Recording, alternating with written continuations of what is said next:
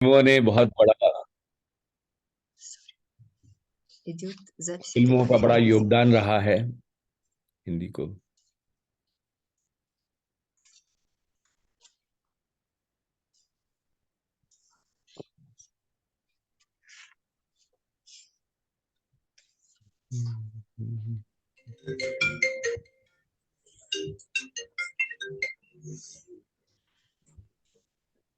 Вот понятно. Что тут понятно?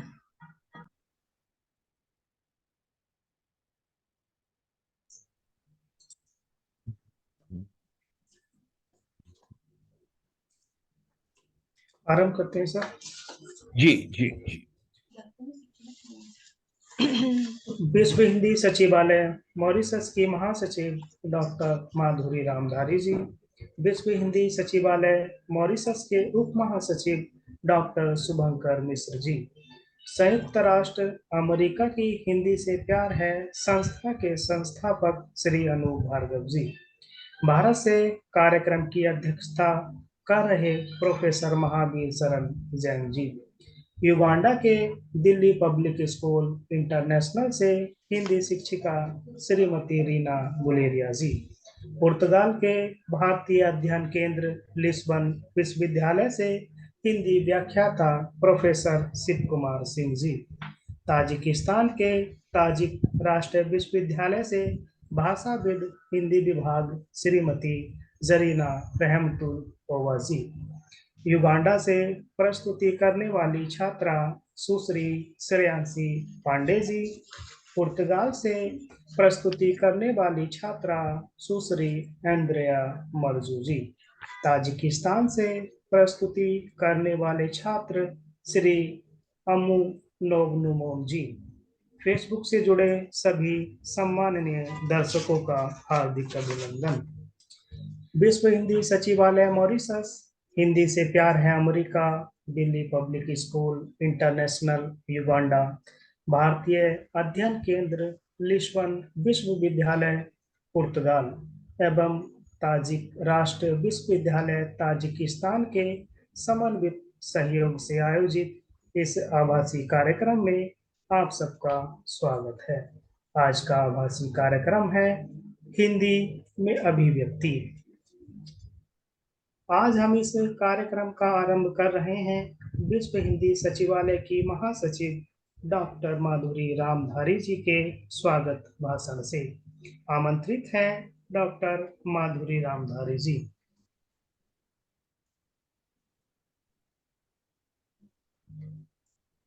हाँ, धन्यवाद प्रकाश जी। आदर के योग्य अध्यक्ष महोदय जी, शिक्षक गण एवं छात्रगण, हिंदी प्रेमियों, सादर सप्रेम नमस्ते। हिंदी में अभिव्यक्ति कार्यक्रम के छठे संस्करण में आप सबका मैं स्वागत करती हूँ। आज हमें एक बार फिर यह जानने का सुअवसर प्राप्त होगा कि युवा विद्यार्थी अपने भावों को हिंदी में कैसे प्रकट करते हैं और हिंदी शिक्षक छात्रों की अभिव्यक्ति को सुधारने के लिए किन उपायों को अपनाते हैं। यह कार्यक्रम विख्यात भाषा वैज्ञानिक डॉक्टर क्षमा कीजिएगा यह कार्यक्रम विख्यात भाषा वैज्ञानिक डॉक्टर महावीर शरण जैन जी की अध्यक्षता में हो रहा है। हिंदी के अध्ययन अध्यापन क्षेत्र में आपने विस्तृत अनुभव प्राप्त किया है। दीर्घकालीन अनुभव के आधार पर ही आप आज शिक्षकों को एवं छात्रों को महत्वपूर्ण मार्गदर्शन प्रदान करने जा रहे हैं।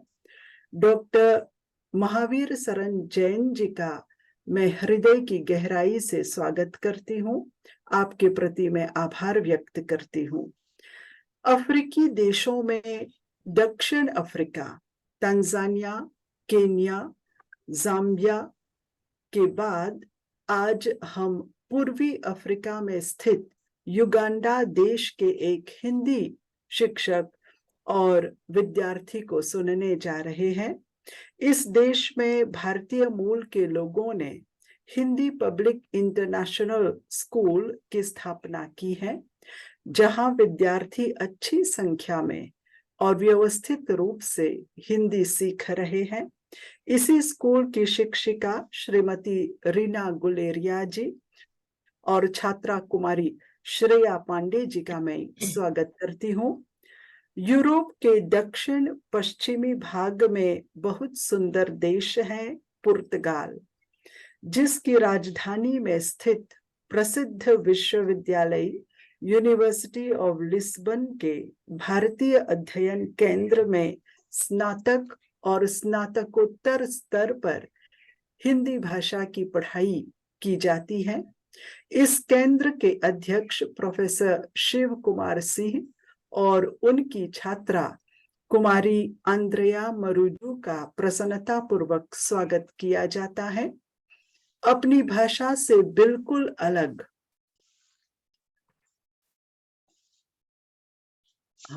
अपनी भाषा से बिल्कुल अलग एक नई भाषा और विदेशी भाषा को सीखने और उस भाषा में बोलने का प्रयास करने वाली आंद्रेया मरुजू जी को सुनना हमारे लिए निश्चय ही आनंददायक होगा। साथ ही विदेशी भाषा के रूप में हिंदी को पढ़ाने की चुनौतियों को कैसे पार किया जा सकता है और लिस्बन विश्वविद्यालय के छात्र हिंदी में अभिव्यक्ति करने की दक्षता कहाँ तक प्राप्त करने में सफल हो पाते हैं, इसका खुलासा प्रोफेसर शिव कुमार सिंह जी करेंगे। उनका मैं पुनः स्वागत करती हूँ। कुछ सप्ताह पहले उज़्बेकिस्तान से प्रोफेसर उल्फत मुखीबुवा जी और कुमारी सैडनाजारोवा जी ने विश्व हिंदी सचिवालय के आभासी कार्यक्रम में भाग लिया था। खुशी की बात है कि उज़्बेकिस्तान के ही निकट देश ताजिकिस्तान के ताजिक राष्ट्रीय विश्वविद्यालय से हिंदी अध्यापिका श्रीमती जरीना रहमातू लोएवा एवं बीए के विद्यार्थी श्री अमीनोव नुमोन जी कार्यक्रम में भाग ले रहे हैं। उनका मैं खुशी के साथ स्वागत करती हूँ। हमें निरंतर सहयोग प्रदान करने वाले हिंदी के प्यार हैं के संस्थापक श्री अनूप भार्गव जी और विश्व हिंदी सचिवालय के उप महासचिव डॉक्टर शुभंकर मिश्र जी तथा विश्व हिंदी सचिवालय के सभी कार्यकर्ताओं का मैं स्वागत करती हूँ और ऑनलाइन जुड़े हमारे सभी मित्रों तथा हिंदी के साधकों का हार्दिक स्वागत है। आप सबको नमन है, सबका बारंबार स्वागत है। धन्यवाद। विश्व हिंदी सचिवालय की महासचिव डॉक्टर माधुरी रामधारी जी को उनके इस प्रेरणादायक संदेश के लिए हार्दिक धन्यवाद। आइए आज के कार्यक्रम की पहली छात्रा प्रस्तुतिकर्ता को सुनते हैं। पहली छात्रा प्रस्तुतिकर्ता है युगांडा से सुश्री श्रेया पांडे जी। आप Delhi public school international Uganda में कक्षा 8 में हिंदी की छात्रा हैं। आप हिंदी में अभिव्यक्ति पर अपने विचार प्रकट करेंगी। आपका स्वागत है सुश्री श्रेया पांडे जी। ओम भूर्भुवस्वः तत्सवितुर्वरेण्यं भर्गो देवस्य धीमहि धियो यो न प्रचोदयात्। समस्त धर्म ग्रंथों में गायत्री की महिमा एक स्वर में कही गई है। समस्त ऋषि मुनि मुक्ति कंठ से गायत्री का गुणगान करते हैं। शास्त्रों में गायत्री कंठ से गायत्री का गुणगान करते हैं। शास्त्रों में गायत्री की महिमा के पवित्र वर्णन मिलते हैं। गायत्री मंत्र तीनों देव ब्रह्मा, विष्णु और महेश का सार है। गीता में भगवान ने स्वयं कहा है, गायत्री चंद्र समम, मतलब अर्थात गायत्री मंत्र में मैं स्वयं हूँ। हम ईश्वर की महिमा का ध्यान करते हैं, जिसने इस संसार को उत्पन्न किया है, जो पूजनीय है, जो ज्ञान का भंडार है, जो पापों तथा अज्ञान को दूर करने वाला है। वह हमें प्रकाश दिखाते हैं और हमें सत्य के पथ पर चलना सिखाते हैं। यहाँ पे उपस्थित सभी अतिथिगण को मेरी तरफ से नमस्ते। मेरा नाम श्रेया पांडे है और मैं Delhi public school international Kampala Uganda की छात्रा हूँ। मैं अपने विद्यालय के प्रधानाचार्य जी और अध्यापिका जी का धन्यवाद करना चाहती हूँ, जिन्होंने मुझे इतने बड़े मंच पर बोलने का अवसर प्रदान किया है। हिंदी भाषा हमारी राजभाषा है, हमारी पहचान है, हमारी संस्कृति है। हिंदी भाषा का इतिहास विविधता, व्याकरण और तथ्यों से भरपूर है। हिंदी भाषा का महत्व सिर्फ भारत में ही नहीं, बल्कि पूरी दुनिया में है। हिंदी भाषा के करीब 5 अरब से अधिक लोग पूरी दुनिया में बोलते हैं और वह दुनिया की सबसे ज्यादा बोलने वाली भाषाओं में से एक है। हिंदी को संक्षिप्त करना हम सबका कर्तव्य है, क्योंकि हिंदी हमें प्रकृति, पर्यावरण, समाज, मानवता, मूल्यों, महत्व, संस्कारों, परंपराओं, धर्मों, भेदभाव के समस्याओं से संबंधित महत्वपूर्ण संदेशों को समझने में मदद करती है। हिंदी भाषा के साहित्य में मुझे देशभक्ति के आधारित कविताएं बहुत पसंद है और मैं उनमें से एक कविता जो सोहन लाल द्विवेदी द्वारा रचित है वह आपके सामने प्रस्तुत करने जा रही हूँ। यह भारतवर्ष हमारा है, यह भारतवर्ष हमारा है, हमको प्राणों से प्यारा है यहाँ हिमालय खड़ा हुआ, संतरी सरीखा अड़ा हुआ, गंगा की निर्मल धारा है, यह भारतवर्ष हमारा है। यहाँ पहाड़ियां हैं न्यारी, जिनके सुंदर झरने जारी, जिनमें सुंदर झरने जारी, शोभा में सबसे न्यारा है, यह भारतवर्ष हमारा है हवा मनोहर डोल रही, वन में कोयल है बोल रही, बहती सुगंध की धारा है, यह भारतवर्ष हमारा है। तन मन धन प्राण चढ़ाएंगे, हम इसका मान बढ़ाएंगे, जग का सौभाग्य सितारा है, यह भारतवर्ष हमारा है। हिंदी हमारी राजभाषा है, इसीलिए हमें उसका सम्मान करना चाहिए। हिंदी के बिना हमारी संस्कृति और इतिहास पूरी नहीं हो सकती। हम सबको मिलकर ठानना है, भारत का स्वाभिमान जगाना है। धन्यवाद।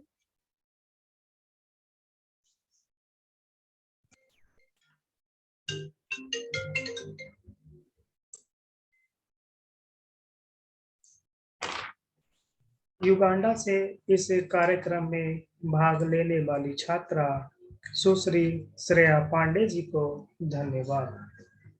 अगली छात्रा पुर्तगाल से प्रस्तुति देंगी सुश्री एंड्रेया मरजू जी। आपने लंदन विश्वविद्यालय के गॉड स्मिथ से सामाजिक मानव विज्ञान में एमए की डिग्री प्राप्त की है। आपने शैक्षणिक जगत के बाहर गैर सरकारी संगठनों के साथ सहयोग किया और सांस्कृतिक क्षेत्र में काम किया। आप तुर्क के कुर्द क्षेत्र और भारत के आगरा में स्वयंसेवी अनुभव के साथ कई विविध स्थानों पर रह चुकी हैं, जहां आपने केंद्रीय हिंदी संस्थान में हिंदी सीखी। आपका स्वागत है सुश्री एंड्रेया मरजू जी। सबसे पहले इस कार्यक्रम के लिए बहुत धन्यवाद। प्रोफेसर शिव जी को भी बहुत धन्यवाद। और क्योंकि आज शरद पूर्णिमा है तो सभी को शरद पूर्णिमा शुभकामनाएं। मेरा नाम अंद्रेया है, मैं पुर्तगाली हूँ और मैंने लिस्बन विश्वविद्यालय में हिंदी पढ़ी। 2 साल पढ़ाई के बाद मैं 7 महीने के लिए आगरा के केंद्रीय हिंदी संस्थान कोई नॉइज है, माफ कीजिए। तो 2 साल पढ़ाई के बाद मैं 7 महीने के लिए आगरा से केंद्रीय हिंदी संस्थान में हिंदी सीखने गए। मगर मुझे लगता है कि भाषा से मेरा पहला संपर्क पुरानी भारत फिल्मों से शुरू हुआ। मुझे याद है कि मैंने पहले फिल्म विजय साधना की प्यार जुक्त नहीं देखती थी। दौरान भारत में मेरा समय इसकी संस्कृति और परंपराओं के बारे में थोड़ा जानने के लिए बहुत महत्वपूर्ण था। मैं भारत की विविधता से रोमांचित थी और स्मारकों के सुंदरता से प्रभावित थी। भारत आना इसलिए भी महत्वपूर्ण था क्योंकि इसने मुझे हिंदी का उपयोग करने की अनुमति दी। मैं हमेशा लोगों से हिंदी में बात करने की कोशिश करती थी और मुझे कुछ मुहावरेदार अभिव्यक्तियां सीखने मजेदार लगता था। जैसे मेरी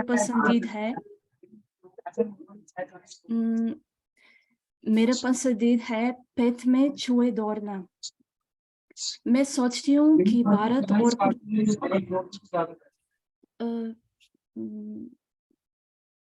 कोई लोग बात करता है, माफ कीजिए। मैं सोचती हूँ कि भारत और पुर्तगाली में हिंदी छात्र के रूप में मेरे अनुभव बहुत अलग है। उदाहरण के लिए भारत में कक्षाएं पूरी तरह से हिंदी में होती थी और शिक्षाओं के साथ संचार भी सिर्फ हिंदी में ही होती थी। इसलिए कभी-कभी समझने के लिए ज्यादा मुश्किल होता था। पुर्तगाल में कक्षाएं पुर्तगाली भाषा में होती थी, जिससे संदेह होने और समझने में मदद मिलती थी और शिक्षक भी अदिल लचीला था।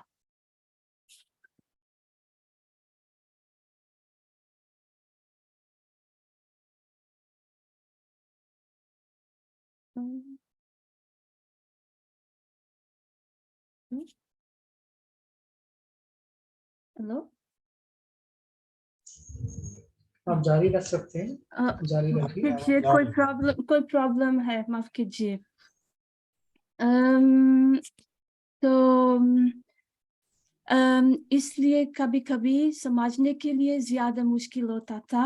पुर्तगाल में कक्षाएं पुर्तगाल भाषा में होती थी, जिसने संदेह होने और समझने में मदद मिलती थी और शिक्षा को भी अदिल लचीला था। तो अंत में मैं कहती हूँ कि आमतौर पर हिंदी सीखने के लिए फिल्मों देखती हूँ। जैसे यूट्यूब में क्राइम पेट्रोल बहुत पसंद है, कुछ कार्टून भी, और मैं बच्चों के लिए किताबों भी पढ़ती हूँ क्योंकि भाषा बहुत मुश्किल नहीं है। उदाहरण के लिए पंचतंत्र।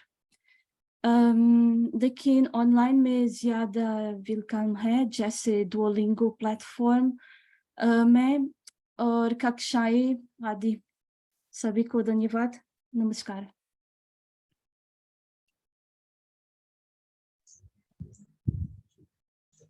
पुर्तगाल से सुश्री एंड्रेया मरजूजी को हिंदी में अभिव्यक्ति के माध्यम से अपने अनुभव साझा करने के लिए धन्यवाद। अगली प्रस्तुति के लिए आ रहे हैं ताजिकिस्तान से श्री अमीनो नुमोन जी। आप ताजिक राष्ट्र विश्वविद्यालय ताजिकिस्तान में हिंदी स्नातक में चतुर्थ वर्ष के छात्र हैं। आपको 2018 में भारत जाने का अवसर मिला।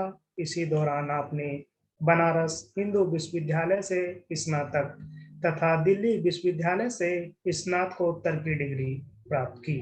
आपका स्वागत है श्री अमीनो नुमोन जी।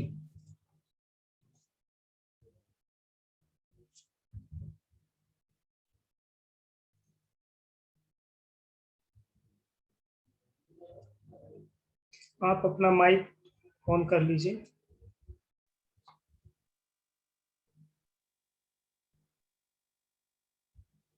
आपकी आवाज नहीं आ रही, आप माइक ऑन कर लीजिए प्लीज।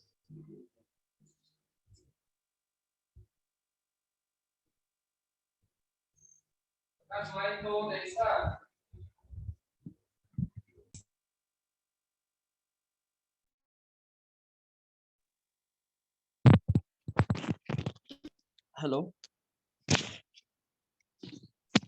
जी हेलो जी आ जारी रहे है। हैं? जी बिल्कुल। धन्यवाद सर। मुझे डॉक्टर कविता किरण की कुछ पंक्तियां याद आई है। कविता किरण जी बोलती है, कभी मीरा कभी तुलसी कभी रसखान है हिंदी, हमारी संस्कृति साहित्य की पहचान है हिंदी। इसी मंच में जुड़े हुए सब शिक्षक एवं शिक्षिकाओं को नमन नमस्कार प्रदान करता हूँ। सबसे पहले इसी कार्यक्रम के अधिकारी को धन्यवाद देना चाहता हूँ कि मुझे इस मंच पर अपना विचार प्रकट करने के लिए समय दिया है। आज मैं हिंदी भाषा और उसके महत्व हमारे जीवन में विषय पर संक्षिप्त के तौर पे अपना विचार प्रकट करना चाहता हूँ। मैं जैसे कि आपने बताया, मैं नुमान अमीनोव ताजिकिस्तान के राष्ट्रीय विश्वविद्यालय में चतुर्थ वर्ष का स्नातक छात्र हूँ। मेरा हिंदी का यात्रा बहुत लंबा रहा है। जैसे कि मैं 3 साल यहाँ पे ताजिक राष्ट्रीय विश्वविद्यालय में हिंदी सीखने के बाद मुझे बनारस हिंदू यूनिवर्सिटी में वो मिला। मुझे बनारस हिंदू यूनिवर्सिटी में एडमिशन हो गया। उसी समय मैंने 3 साल अपना स्नातक वहाँ पे कंप्लीट करने के बाद दिल्ली यूनिवर्सिटी से अपना स्नातकोत्तर भी प्राप्त किया। अभी मेरा 1 साल जो बाकी था वो स्नातक की, अभी मैं चतुर्थ वर्ष की ताजिक राष्ट्रीय विश्वविद्यालय में उसको भी प्राप्त कर रहा हूँ। जैसे कि आप सभी को पता है, भाषा लोगों के बीच संबंध बढ़ाने के लिए एक जरिया होता है। भाषा के माध्यम से हम एक दूसरे की सभ्यता, संस्कृति, रीति रिवाज, इतिहास एवं साहित्य को भी जान लेते हैं। जैसे कि अब एक भाषा ही था कि आज हम लोग इसी मंच पर एकत्रित होकर एक दूसरे के साथ अपने विचार प्रकट कर रहे हैं, एक दूसरे के साथ बातें कर रहे हैं। हिंदी मेरे लिए न केवल एक भाषा बल्कि मेरे जीवन में एक महत्वपूर्ण हिस्सा भी बन चुका है। जैसे कि मैंने ऊपर बताया, ताजिकिस्तान में हिंदी भाषा को लेकर लोगों के मन में बहुत ज्यादा दिलचस्पी है। छोटों से बूढ़ों तक सभी को भारतीय संस्कृति, भाषा, साहित्य, खास तौर से भारतीय संगीत एवं नृत्य बहुत मनप्रिय है। हिंदी भाषा एवं भारतीय संस्कृति को ताजिकिस्तान के जनता के बीच फैलाने में ताजिक राष्ट्रीय विश्वविद्यालय के हिंदी विभाग का बहुत बड़ा योगदान रहा है। इसी विभाग में छात्रों को हिंदी भाषा के अलावा भारतीय परंपरा, इतिहास और साहित्य भी पढ़ाया जाता है। हिंदी विभाग के द्वारा विभिन्न कार्यक्रमों की भी आयोजित किया जाता है। हाल ही में हिंदी दिवस की समारोह शानदार तरीके से मनाया गया था। अगर देखा जाए, इसी समारोह में जो ताजिक राष्ट्रीय विश्वविद्यालय के रेक्टर थे और भारतीय राजदूत जो दुशंबे में है, उन्होंने भी यहाँ पे शामिल थे इसी कार्यक्रम में।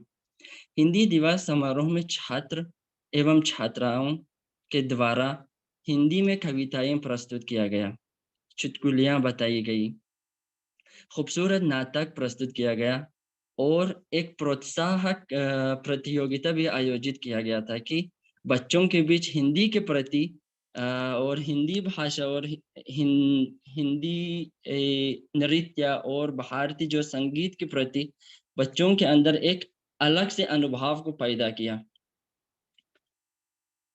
हिंदी भाषा तथा हिंदी विभाग ताजिकिस्तान और भारत के संबंध को इसी ताजिकिस्तान और भारत के बीच गहन संबंध बनाने के लिए एक बड़ा भूमिका निभाई है। जैसे कि मैंने ऊपर बताया, जो अभी इसी मंच पर हमारे जो अध्यापिका भी यहाँ पे आप सबके सामने है, मैं उनको भी एक बार धन्यवाद देना चाहता हूँ कि हमें रास्ता दिखाकर इसी मकाम तक पहुंचा दिया है कि मैं इस मंच पर अपना विचार हिंदी भाषा में, जो हमारे लिए एक नया भाषा है, यहाँ पे प्रस्तुत कर सकूं। इसी के साथ मैं अपना भाषण समाप्त करना चाहता हूँ। मुझे इस महत्वपूर्ण कार्यक्रम में आमंत्रित करने के लिए विश्व हिंदी सचिवालय मॉरिशस की महासचिव आदरणीय डॉक्टर श्रीमती माधुरी रामधारी जी को आभार प्रदान करता हूँ। नमस्कार। नमस्ते। ताजिकिस्तान से श्री अमीनोग नुमोन जी को हम सभी से हिंदी में अभिव्यक्ति के माध्यम से अपने विचार साझा करने के लिए हार्दिक धन्यवाद। कार्यक्रम को आगे बढ़ाते हुए वक्तव्य भाषण के लिए हम श्रीमती रीना गुलेरिया जी को आमंत्रित करते हैं, जो युगांडा से हमारे साथ जुड़ी हैं। आप दिल्ली पब्लिक स्कूल इंटरनेशनल में हिंदी अध्यापिका हैं। आपका जन्म हिमाचल प्रदेश भारत में हुआ। आपकी शिक्षा भी हिमाचल प्रदेश में ही हुई। आप 15 वर्षों से अध्यापिका के रूप में कार्यरत हैं। आपका स्वागत है श्रीमती रीना गुलेरिया जी। धन्यवाद प्रकाशवीर जी, आपका बहुत बहुत धन्यवाद। सबसे पहले मैं यहाँ पर उपस्थित सभी मान्यगण को मेरी ओर से नमस्कार करना चाहूंगी। आभासी कार्यक्रम की शुरुआत करने से पहले मैं डॉक्टर माधुरी दिनकर जी का धन्यवाद करूंगी, जो हिंदी भाषा को विश्व स्तर की भाषा लाने के लिए पूरी तरह से कार्यरत हैं। दूसरा धन्यवाद मैं अपने विद्यालय के प्रधानाचार्य श्री स्वामीनाथन जी का करूंगी, जिन्होंने मेरा चयन इस कार्य के लिए किया। और तीसरा धन्यवाद मैं यहाँ पर उपस्थित सभी मान्यगण तथा सहयोगी समूह का करूंगी, जो हिंदी को विश्व स्तर की भाषा बनाने के लिए पूरी तरह से कार्यरत है। मेरा नाम रीना गुलेरिया है। मैं Delhi public international school Kampala Uganda में 2021 से हिंदी की अध्यापिका के रूप में कार्यरत हूँ। हमारे विद्यालय पिछले 15 सालों से लगातार कार्यरत है और इसमें लगभग 1000 छात्र छात्राएं अध्ययन करते हैं।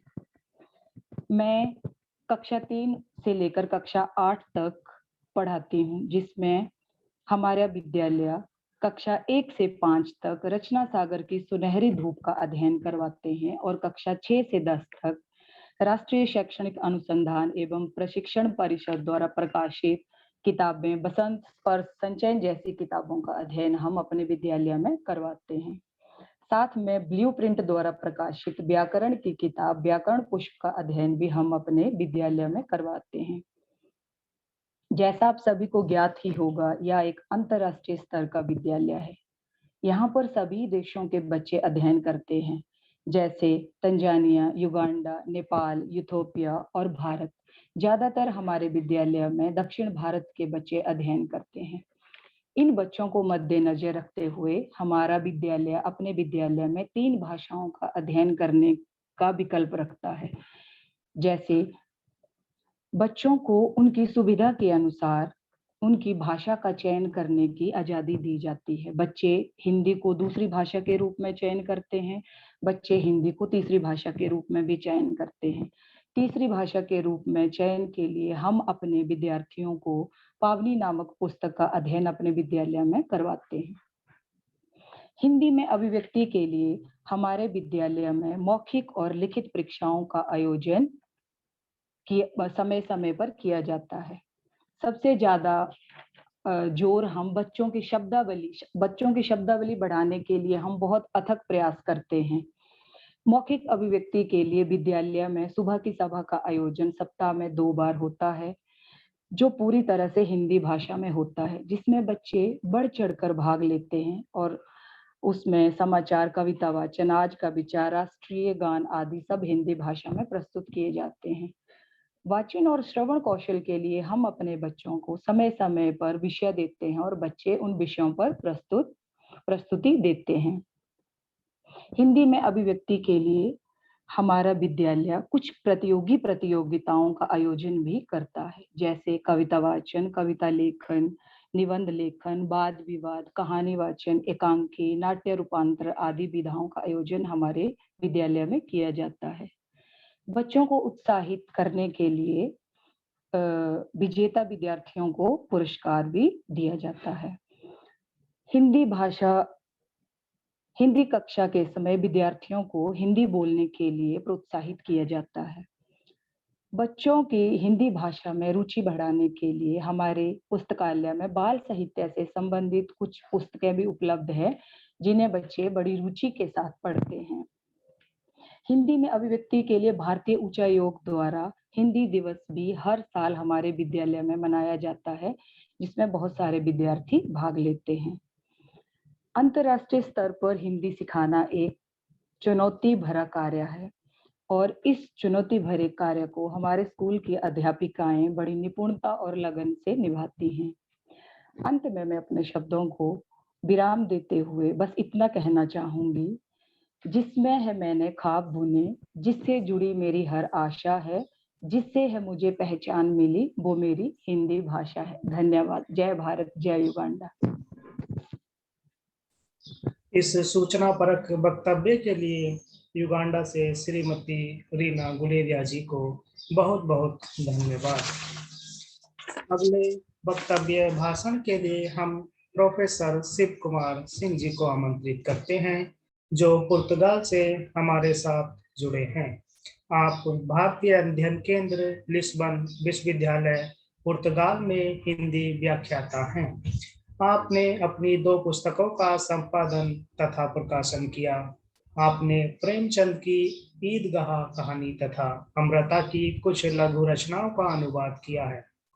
आपने पुस्तक प्रारूप के साथ साथ ऑनलाइन संस्करण में पहला पुर्तगाली हिंदी शब्दकोश तैयार किया है। आप स्वतंत्र अनुवादक के रूप में कार्य कर रहे हैं। आपके सहयोग से पुर्तगाल में प्रथम अंतर्राष्ट्रीय हिंदी सम्मेलन का आयोजन किया गया।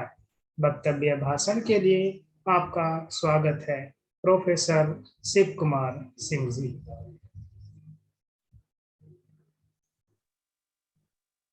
बहुत बहुत धन्यवाद। नमस्कार। सबसे पहले तो विश्व हिंदी सचिवालय मॉरिशस के महासचिव और उप महासचिव प्रोफेसर रामधारी जी को और प्रोफेसर मिश्र जी को बहुत बहुत बधाइयाँ। और हमारे साथ में जो पैनल में लोग जुड़े हैं, श्री अनूप भार्गव जी, चाहे श्रीमती जरीना जी, माफ कीजिए अक्षर बहुत छोटे हैं तो मुझे ठीक से दिखाई नहीं दे रहे, और सुश्री श्रेया पांडे जी, श्रीमती रीना गुलेरिया जी, और मेरी विद्यार्थी अंद्रेया मरूजू, और तजाकिस्तान में हिंदी के विद्यार्थी नुमोन जी, और साथ में प्रोफेसर महावीर शरण जैन जी को भी नमस्कार। ये बहुत महत्वपूर्ण विषय है, चाहे वो हिंदी के लिए हो, किसी भी भाषा में,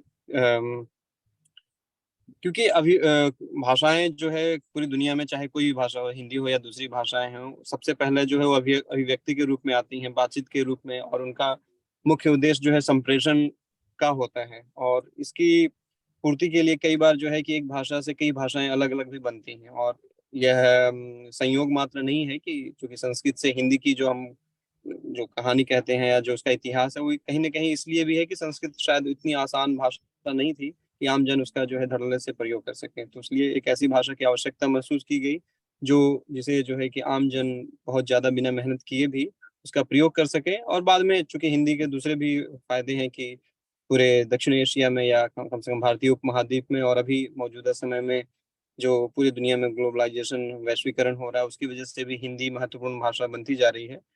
और चूंकि पुर्तगाल में अंद्रेया को भी पता है कि पुर्तगाल में भी जो है दक्षिण एशिया से काफी जो है कि प्रवासी लोग आ रहे हैं, और इस समय मौजूदा समय में करीब 1 लाख से ज्यादा प्रवासी इस समय दक्षिण एशिया से पुर्तगाल में हैं। और उन दक्षिण एशियाई लोगों के बीच में जो संपर्क की भाषा है वो कहीं ना कहीं हिंदी है, चाहे एक बांग्लादेशी, नेपाली, पाकिस्तानी, हिंदुस्तानी, और कई बार जो है कि कई अफ्रीका के देशों से भी, जैसे तंजानिया, मोजाम्बिक वगैरह से भी, अंगोला, ऐसे देशों से भी जो लोग आते हैं, और जो खासकर भारतीय मूल के लोग हैं, चाहे वो हिंदू हो, चाहे मुस्लिम हो, चाहे ईसाई हो, उनके बीच में संपर्क भाषा कहीं ना कहीं हिंदी होती है। और इसका एक बड़ा महत्व देखा गया खासकर कोरोना के समय में, कि जैसे मैंने बताया कि बड़ी जनसंख्या थी और ऐसे लोगों को जो दिशा निर्देश देने होते थे कि आप जो है घरों से बाहर ना जाएं, अगर ऐसी स्थिति है तो इन चीजों का पालन करें। तो उस दौरान जो है कि पुर्तगाल के गृह मंत्रालय के साथ उन्होंने कई बार मुझसे भी संपर्क किया, तो बहुत सारी सूचनाएं जो है हिंदी में जारी की गई और उसका बहुत फर्क पड़ा। और कुछ अब ये जो चीजें हैं, मुझे ये लगता है कि कहीं ना कहीं प्रवासियों के की वजह से, या कुछ तो भारत की जो है आर्थिक स्थिति भी मजबूत हो रही, उस वजह से भी कुछ तो भारतीय मंत्रियों, सचिवों और प्रधानमंत्री और राष्ट्रपति आदि कार्यालयों से भी इस पर अब थोड़ा ज्यादा जोर दिया जा रहा है। तो इन सब की वजह से भी हिंदी थोड़ी महत्वपूर्ण भाषा बनती जा रही है, खासकर संस्थागत स्तर पर। हम लोगों के बीच में तो थी ही, लेकिन संस्थागत स्तर पर इसको वो महत्व नहीं मिलता था जो मिलना चाहिए था। और जैसे एक छोटा सा उदाहरण है कि यूरोपियन यूनियन में दीर्घकालिक हिंदी का कोई अनुवादक नहीं था, और जब से प्रधानमंत्री मोदी जी आए और उन्होंने लगातार हर वैश्विक मंच पर, और उनके मंत्री भी हर वैश्विक मंच पर ज्यादा से ज्यादा हिंदी का प्रयोग करते दिख रहे हैं, तो इस वजह से यूरोपियन यूनियन जैसी संस्थानों में भी हिंदी के अपूर्णकालिक अनुवादक रखे जा रहे हैं। और पहले एक भी नहीं होते थे, इस समय जहां तक मेरी जानकारी है 3 हिंदी के अनुवादक यूरोपियन यूनियन में रखे गए हैं। तो ये अपने आप में दर्शाता है कि भाषा को सिर्फ हम बाजार, बॉलीवुड और व्यवहार के भरोसे नहीं छोड़ सकते, उसको जो संस्थागत सुरक्षा मिलनी चाहिए उसकी भी आवश्यकता है। एक कारण हो गया। दूसरा कारण जो अभिव्यक्ति का है, और अभिव्यक्ति में भी अलग अलग तरीके से काम होते हैं। चूंकि हम भाषा के अलग अलग रूपों की बात करें, तो भाषा को जैसे भारत में ज्यादातर लोग मातृभाषा के रूप में सीखते हैं, द्वितीय भाषा के रूप में सीखते हैं, गैर मातृभाषा के रूप में सीखते हैं। अगर हम मॉरिशस का उदाहरण देखें तो वहाँ पे कई बार जो है पैतृक भाषा के रूप में भी लोग सीख रहे हैं, सूरीनाम में, फिजी में। लेकिन पुर्तगाल जैसे देशों में स्थिति जो है कि बिल्कुल अलग है, और यहाँ पे हिंदी एक तरह से विदेशी भाषा के रूप में है। और विदेशी भाषा के रूप में जब आप सिखाते हैं, तो कम से कम जहाँ पे पैतृक भाषा के रूप में है हिंदी, या जहाँ पे द्वितीय भाषा के रूप में, वहाँ कम से कम संस्कृति जो है एक है। रामायण महाभारत के बारे में आपको थोड़ी बहुत जानकारियां होती हैं, तो उससे एक फायदा ये होता है कि बहुत सारे जो नाम हैं, जैसे अर्चना, सीता, राम, रमेश, इस तरह के जो नाम हैं, जो शब्द हैं, इनके बारे में पता होता है कि इसका लिंग क्या है। रमेश जो है हमेशा पुल्लिंग होगा, रमा जो होगी हमेशा स्त्रीलिंग होगी, सीता हमेशा स्त्रीलिंग है ना। तो इस तरह की चीजों की जानकारी होती है एक संस्कृति में होने के कारण। तो वहां पे कई बार जो है कि, और हिंदी में हम जानते हैं कि लिंग का कितना प्रभाव है, चाहे वो क्रियाओं के रूप में हो, चाहे व्याकरण पे हो। तो ये एक जो चीज है, अंदरिया भी जानती है कि अब कई बार जैसे अर्चना की बात हो रही है, अर्चना कहाँ पे एक क्रिया है और अर्चना कहाँ पे एक संज्ञा है, तो इसके बीच में कैसे अंतर करें। तो इसका एक फायदा मिल जाता है अगर आप एक ही मातृ संस्कृति से आते हैं। तो पुर्तगाल के केस में जब आप विदेशी भाषा के रूप में सीख रहे हैं, तो वहां पे आपको हर चीज आपको एक नए तरीके से सीखना पड़ता है। दूसरा एक बड़ी समस्या जो खासकर विदेशी भाषा शिक्षण में हिंदी में मैं देखता हूँ कि हम हिंदी भाषी लोग जो है कि कोई भी सामने वाला थोड़ी भी हिंदी बोल रहा है अगर विदेशी के रूप में, तो हम उसे इतना ज्यादा हाँ हाँ ठीक है बहुत अच्छा। ये कहीं ना कहीं जो है कि हिंदी के प्रचार प्रसार में बाधक हो रहा है। मैं मेरा खुद का अनुभव ये, मैं पुर्तगाली भाषा का जो है विद्यार्थी रहा हूँ, अभी भी हूँ, क्योंकि अब यहाँ पढ़ना पढ़ाना हर चीज पुर्तगाली में होती है। लेकिन मैं जब यहाँ पहले साल आया, तो मैं जो है कि पहली कक्षा में वहाँ बैठा हुआ, तो उसी दिन शिक्षक बता रहे थे कि आप लोगों का मूल्यांकन कैसे होगा। तो मूल्यांकन वगैरह सब कुछ जानने के बाद फिर मैं उनसे पूछने गया कि मुझे भी और वो कक्षा पुर्तगाली मातृभाषियों के साथ में कर रहा था। तो मैंने जाके शिक्षक से पूछा कि मुझे भी इन जो पुर्तगाली मातृभाषी हैं इनके जैसे तैयारी करनी पड़ेगी और इनके जैसे परीक्षा देनी पड़ेगी। उनका सीधा सा सपाट सा जवाब था, अगर आपको इस पेपर में पास होना है तो हाँ। तो उस समय तो मैं काफी डर गया, शुरू के 2-4-10 क्लासेस भी मेरे लिए बड़ी मुश्किल रही। लेकिन चूंकि मुझे भी पता नहीं था कि मैं यहाँ पे पुर्तगाल में इतने समय रहूंगा, पहला साल मुझे ये था कि मैं यहाँ से पढ़ के फिर चला जाऊंगा हिंदुस्तान वापस। तो मैंने मेहनत की और मैं उसमें पास हुआ।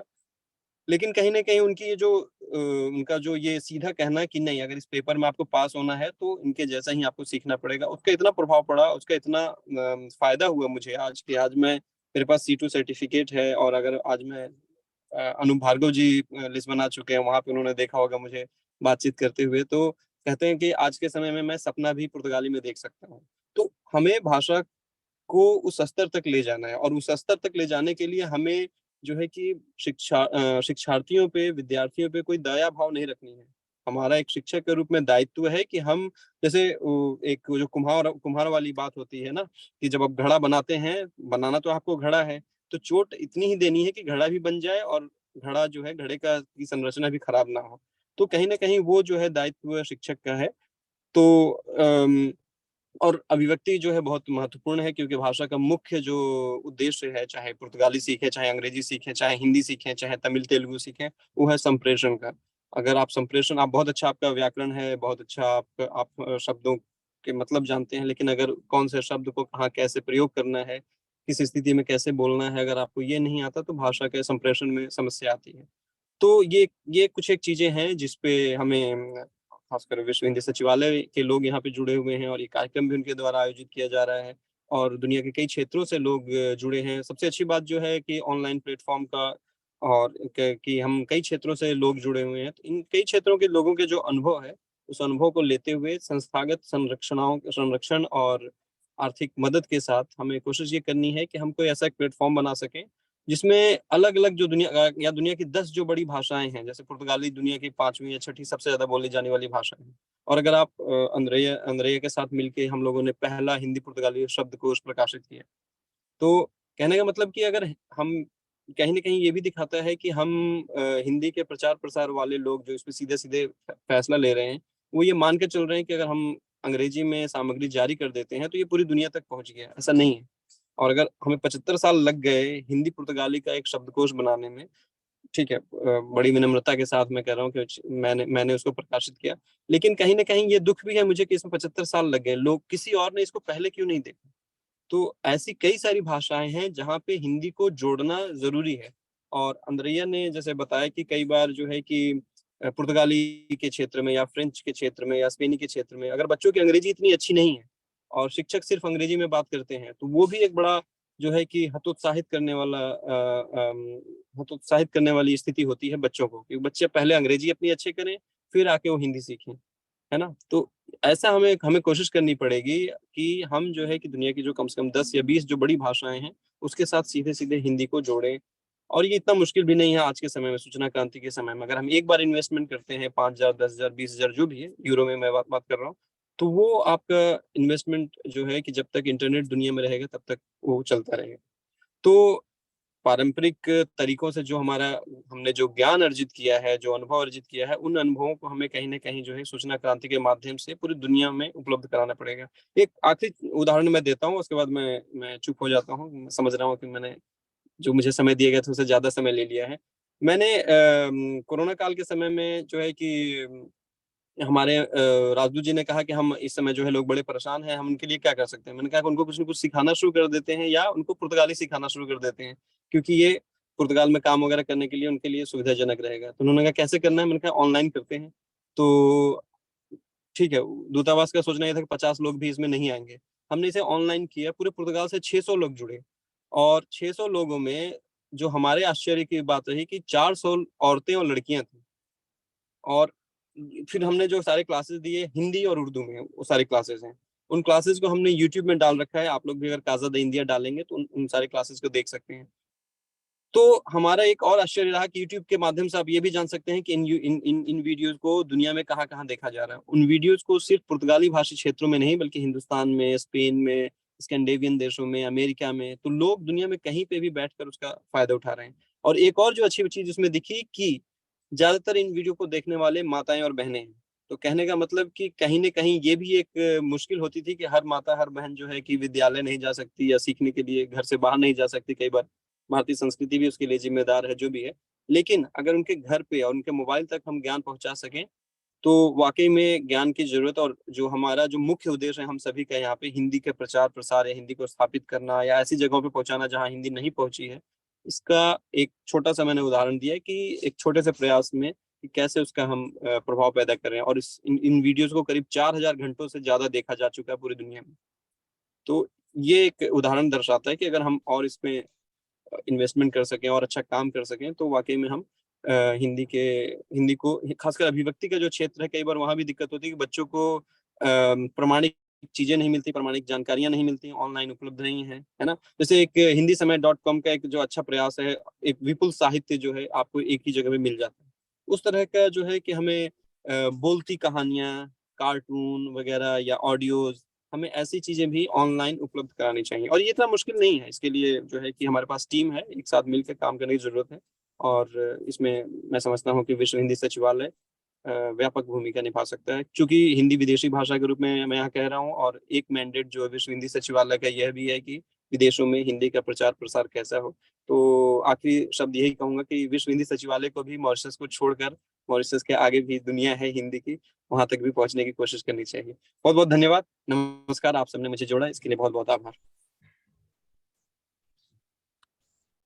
इस ज्ञानवर्धक वक्तव्य के लिए पुर्तगाल से प्रोफेसर शिव कुमार सिंह जी को बहुत बहुत धन्यवाद। अगले वक्तव्य भाषण के लिए हम आमंत्रित करते हैं ताजिकिस्तान से श्रीमती जरीना रहमतुल्लाह जी को। आप ताजिक राष्ट्रीय विश्वविद्यालय ताजिकिस्तान में हिंदी विभाग में भाषाविद हैं। आपने ताजिकिस्तान स्टेट यूनिवर्सिटी तथा जवाहरलाल नेहरू विश्वविद्यालय से उच्च शिक्षा प्राप्त की है। आपने 2006 में राजेंद्र यादव की कहानियों की शैलीगत और कलात्मक विशेषताएं विषय में पीएचडी की डिग्री प्राप्त की है। वक्तव्य भाषण के लिए आपका स्वागत है श्रीमती जरीना रहमतुल्लाह जी। Thank you. विश्व हिंदी सचिवालय के नमस्ते जी। आजकल हिंदी की खुशबू दुनिया के हर तरफ फैली हुई है। हमारे ताजिकिस्तान में आई है और 1000 साल पहले हमारे दोनों देशों के बीच बहुत पुराना दोस्ती है। और ये दोस्ती यहाँ तक है कि हमारे ताजिकिस्तान में भी हिंदी के प्रति खास दिलचस्पी है। धन्यवाद।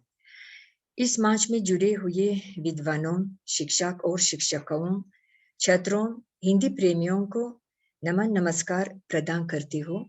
सबसे पहले कार्यक्रम के अधिकारियों को धन्यवाद देना चाहती हूँ कि इसी मंच पर मुझे अपने विचार प्रकट करने का मौका दिया है। बहुत बहुत धन्यवाद। स्वतंत्रता प्राप्त करने के बाद ही हमारे देश में हिंदी भाषा और साहित्य का अध्ययन तथा अनुवाद का कार्य बड़ी तेजी से शुरू हुआ। आज हमारे देश की राजधानी दुशांबे में न केवल हिंदी साहित्य के अध्ययन, अनुवाद तथा प्रकाशन का कार्य हो रहा है, बल्कि हमारे देश के बड़े बड़े नगरों में जैसा पेंजिकेन, कुलाब और दूसरे नगरों में भी हिंदी केंद्र खुला हुआ है, जहां हिंदी प्रेमियों की संख्या दिन ब दिन बढ़ रही है। यह हमारे लिए खुशी की घटना है। ताजिकिस्तान राष्ट्रीय विश्वविद्यालय में लगभग 40 वर्षों से ज्यादा हिंदी के अध्यापन की परंपरा मिलती है तथा उसके पढ़ाई और उसमें अनुसंधान पीएचडी और शोधोत्तर स्तर तक मिलता है।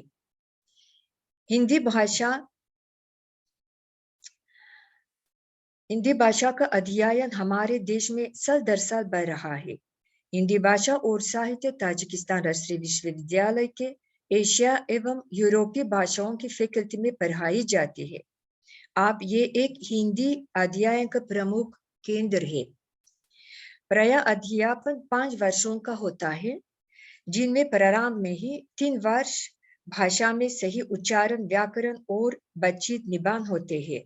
दूसरे वर्ष में भाषा इतिहास तथा भूगोल, साहित्य का इतिहास तथा संस्कृति, पुरानी कविताएं पढ़ाई जाती है, जिनमें कबीर, सूर, मीरा, तुलसी आदि आती है। तीसरे वर्ष में भाषा और आधुनिक साहित्य की पढ़ाई होती है। कहानियां, उपन्यास, निबंध, नाटक, कविताएं आदि इनमें शामिल है। हिंदी विभाग में 3 साल से हिंदी भाषा सीखने के बाद हिंदी पढ़ने कुछ विद्यार्थी भारत में भी जाते हैं। पढ़ाई का स्तर ऊंचा उठाने के लिए हिंदी भाषा की पाठ्य पुस्तक लिखने और प्रकाशित करने का काम भी हमारे विश्वविद्यालय में, हमारे हिंदी विभाग में भी होता है। ताजिकिस्तान में हिंदी के शिक्षण और शोध को आगे बढ़ाने के लिए हमारे ताजिक विद्वान ने काफी काम किया है। इसके अतिरिक्त ताजिकिस्तान में हिंदी की बढ़ती हुई लोकप्रियता का उल्लेख करते हुए साथ ही हिंदी और ताजिक भाषा के बीच साहित्यिक आदान प्रदान की आवश्यकता पर हम बल भी दे रहे हैं। प्रतिवर्ष हमारे देश में हिंदी साहित्य की कई नई कृतियों के अनुवाद प्रकाशित होते हैं। हर नई किताब या कृति का प्रकाशन हमारे ताजिक पाठकों के लिए एक हर्षमय घटना होती है, क्योंकि ये भारत तथा भारतीय साहित्य के बारे में हमारे ज्ञान को थोड़ा और बढ़ाती है।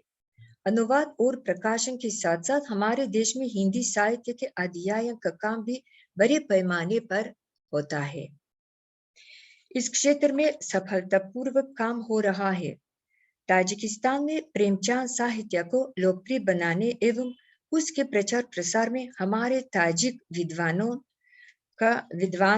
और अनुवादक महत्वपूर्ण योगदान है। इसके अतिरिक्त हमारे ताजिक विद्वानों ने फणीश्वरनाथ रेणु, मोहन राकेश, यशपाल, राजेंद्र यादव और दूसरे सुप्रसिद्ध हिंदी लेखकों की रचनाओं का अनुसंधानात्मक अध्ययन प्रस्तुत किया। अनेक ताजिक विद्वान पाठकों को हिंदी साहित्य की सभी धाराओं और प्रवृत्तियों में से परिचित कराने का प्रयास करते हैं।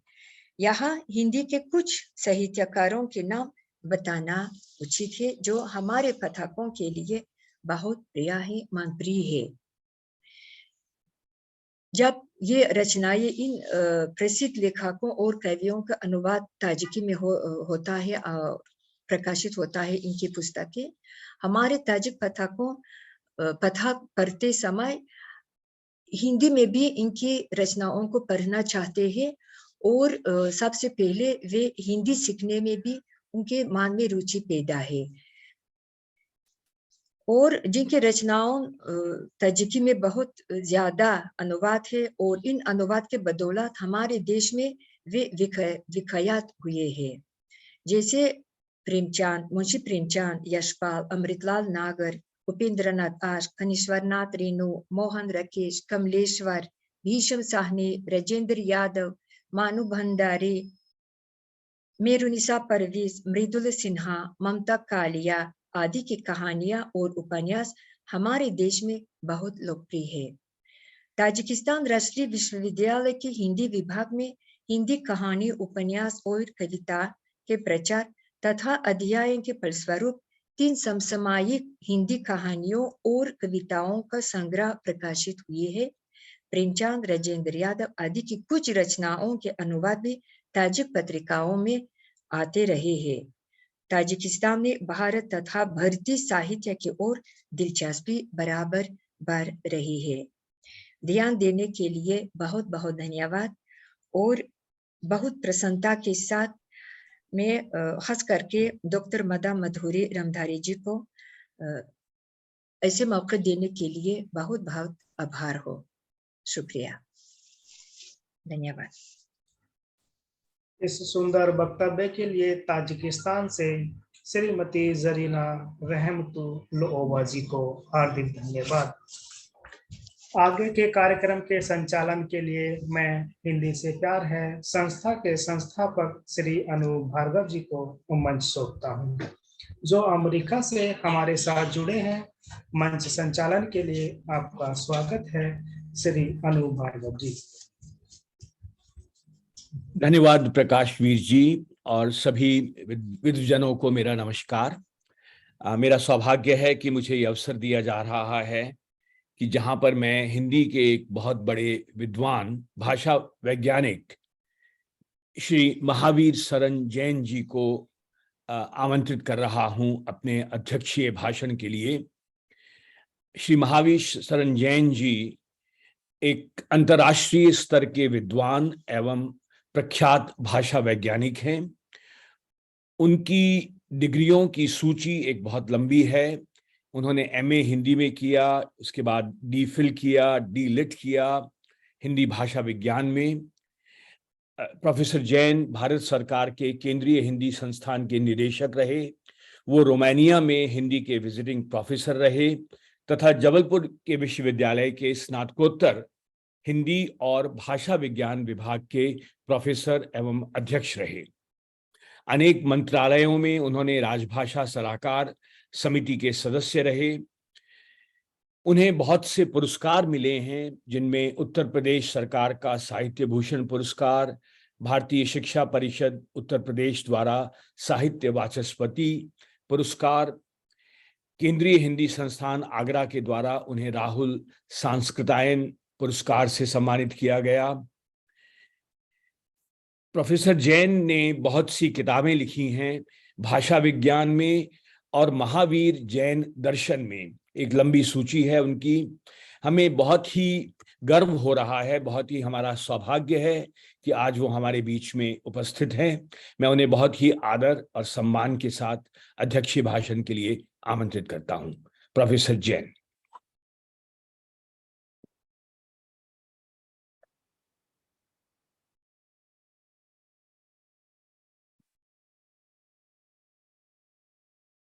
महावीर शरण जैन जी हमारे बीच में हैं, तो मैं उनसे अनुरोध करूंगा कि वो अपने अध्यक्षीय भाषण के लिए हमारे बीच में आए।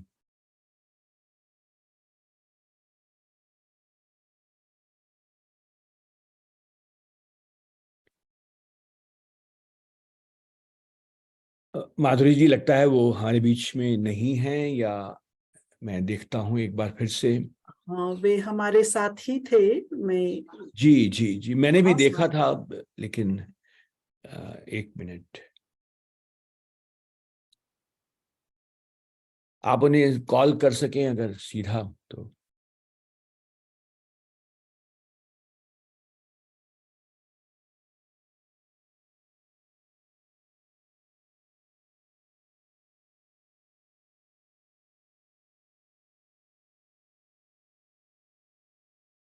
Recording in progress.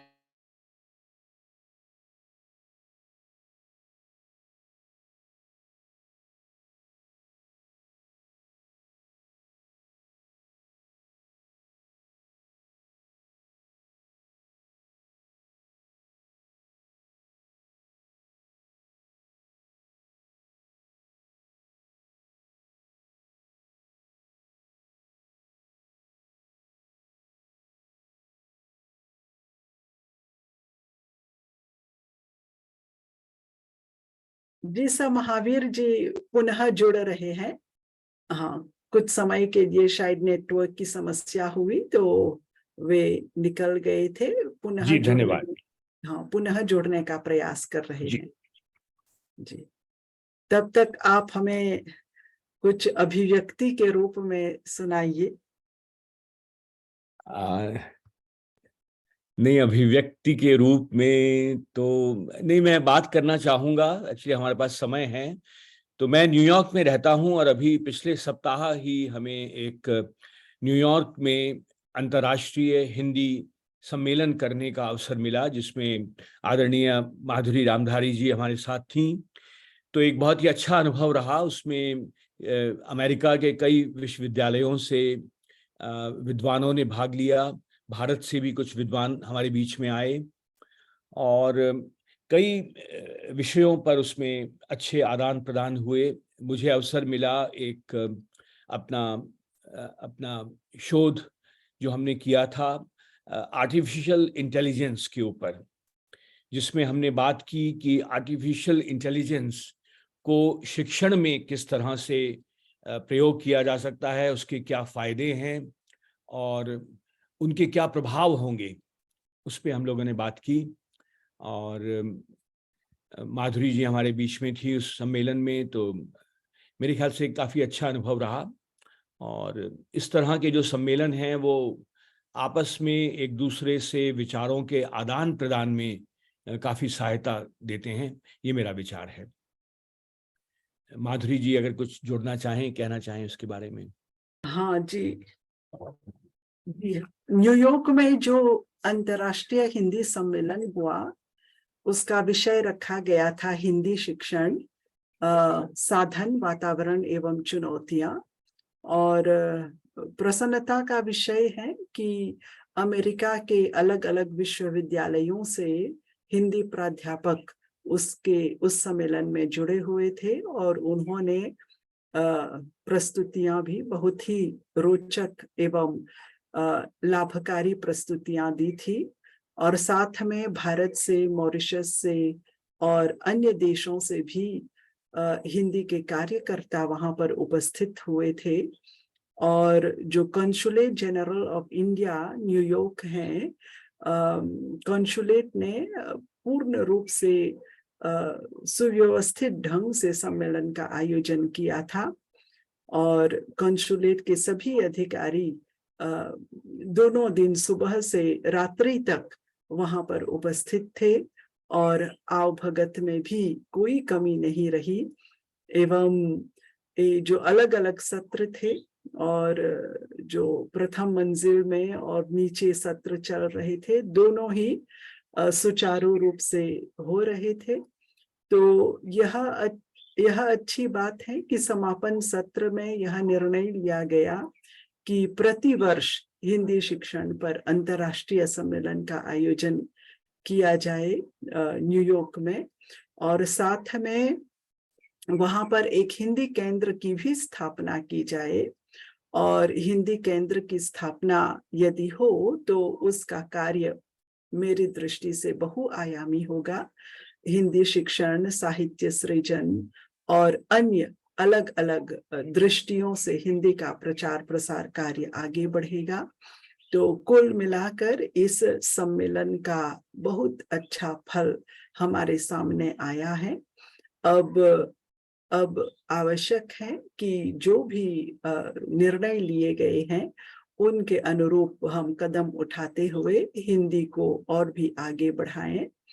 और चाहे ऑनलाइन कार्यक्रम हो या फिर फेस टू फेस सम्मेलन हो, सबका अपना अपना महत्व होता है।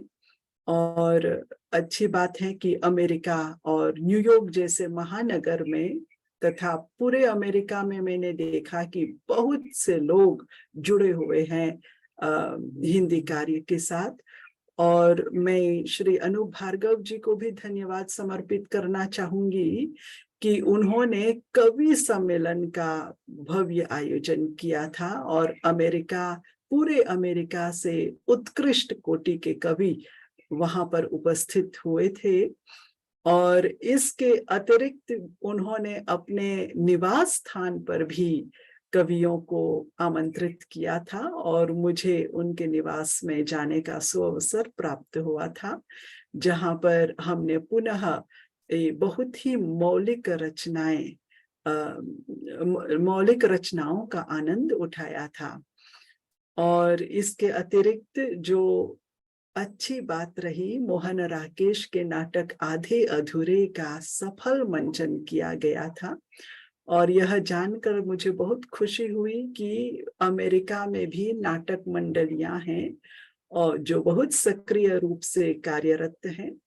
और अलग जो कलाकार थे इस नाटक के, वे अलग अलग क्षेत्रों के थे, आईटी क्षेत्र के ज्यादातर थे, परंतु विभिन्न क्षेत्रों में कार्यरत होने के बावजूद भी उनके मन में यह भाव है कि वे हिंदी के लिए भी कार्य करें।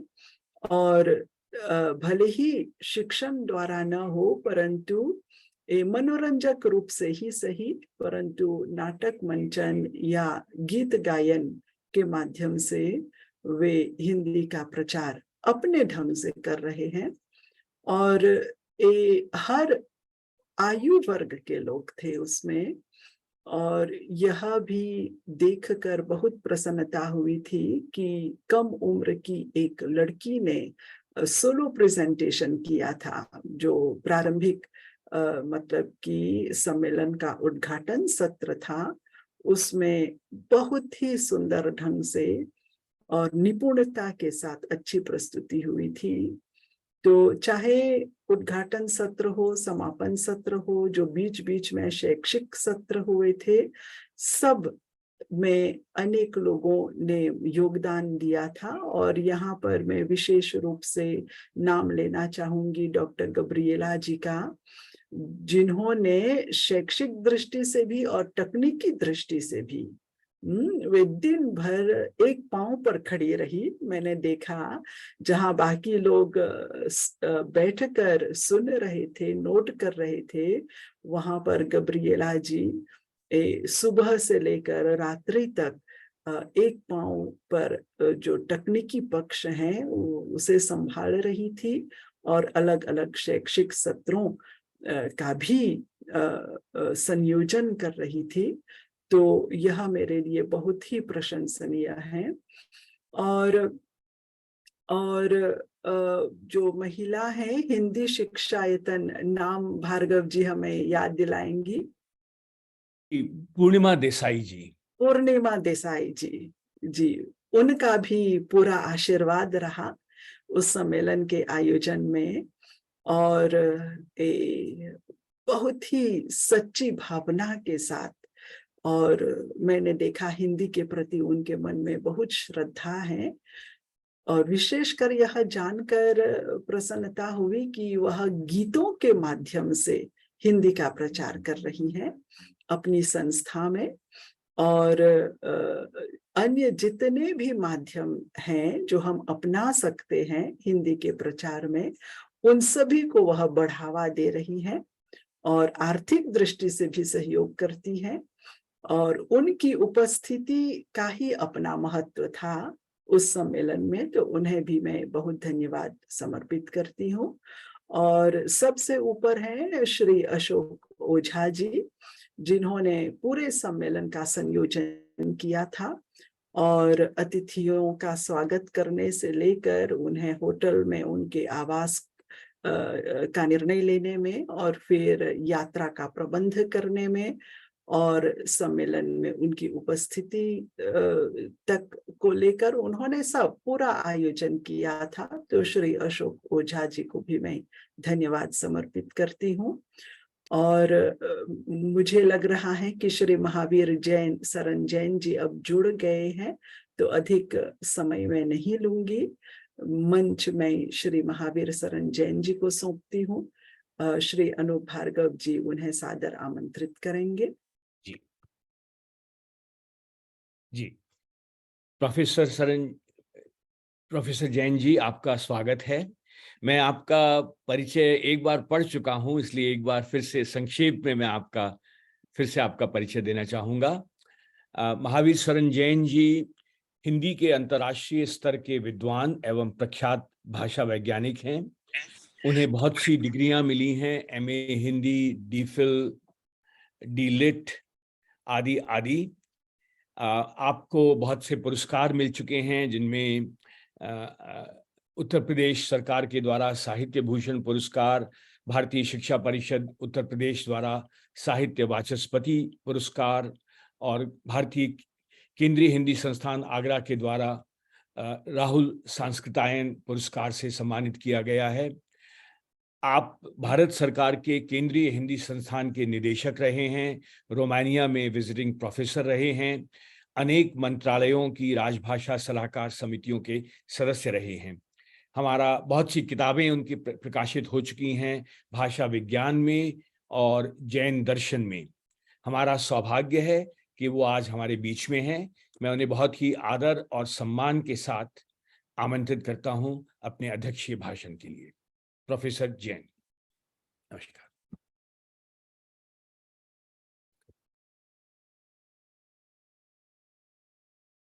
आवाज नहीं आ रही है। जैन जी अनम्यूट है ना? जी अनम्यूट तो हैं, लेकिन आवाज मुझे भी नहीं आ रही है।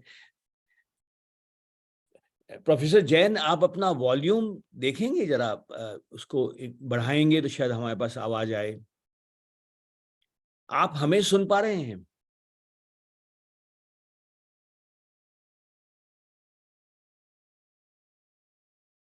नहीं, अब आप अनम्यूट तो हैं, लेकिन आपकी आवाज नहीं आ रही है। हाँ, अब मेरी आवाज आ रही है? जी, अब आ रही है आपकी आवाज। आ रही है। जी जी। मैं सबसे पहले ये रेखांकित करना चाहता हूं कि प्रत्येक भाषा के अनेक भेद होते हैं। किसी भी भाषा क्षेत्र में एक ओर भाषा क्षेत्र की क्षेत्रगत भिन्नताओं के आधार पर अनेक भेद होते हैं। कहावत है, 4 कोस पर बदले पानी, 8 कोस पर बानी।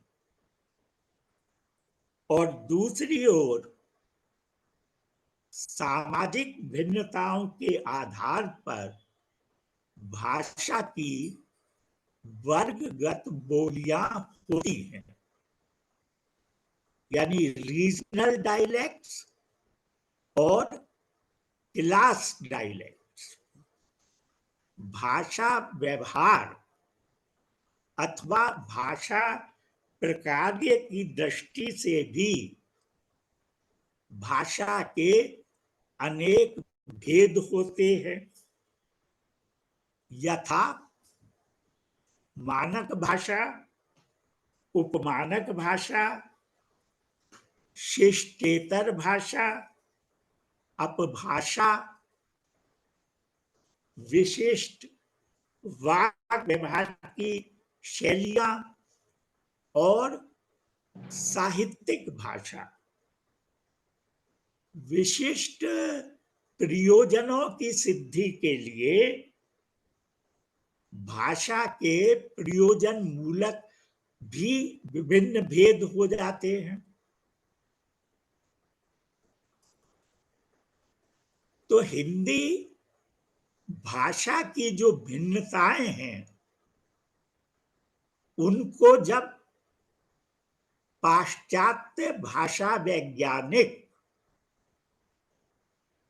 विवेचना करते हैं, गिरियर्सन से लेकर और आज तक के जितने भी पाश्चात्य भाषा वैज्ञानिक हैं,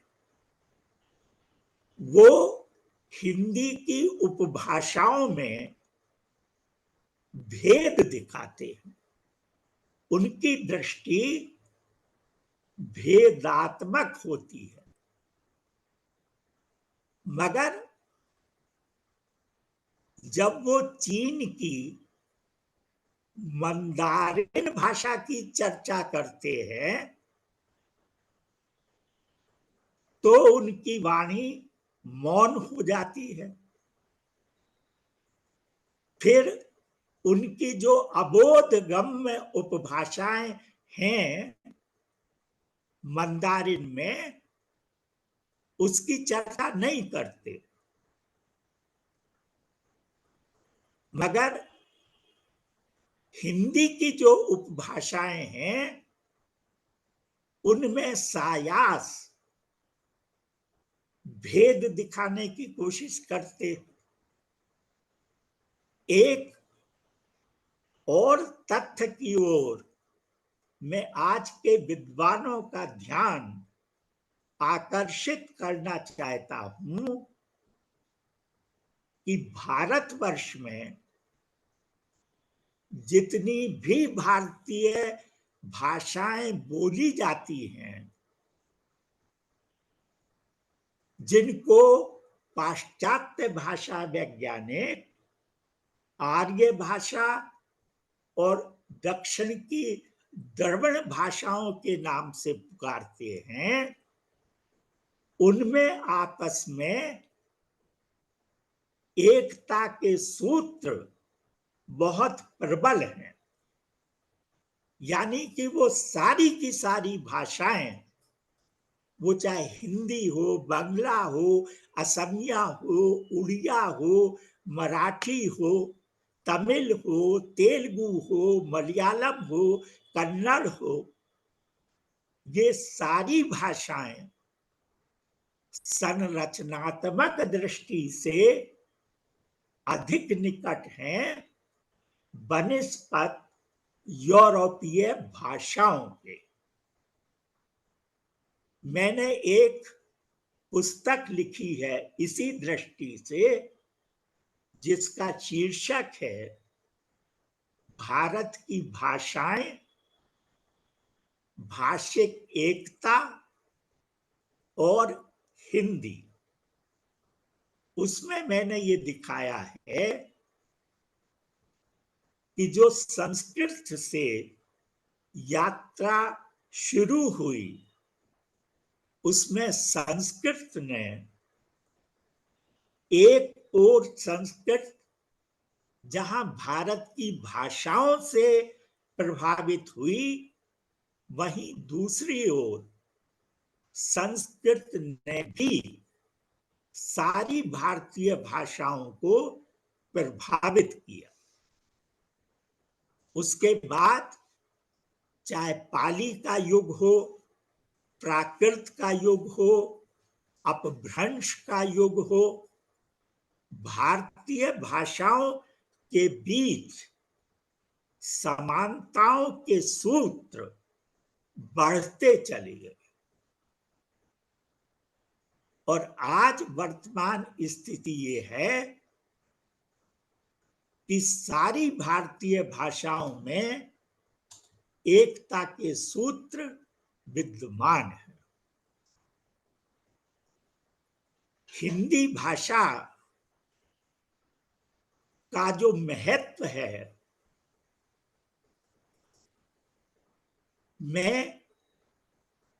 मेरा लड़का अमेरिका रहता है, मैं अमेरिका गया तो वहां बहुराष्ट्रीय कंपनियों के कई मालिकों से मेरी मुलाकात हुई और उन्होंने ये मुझे बताया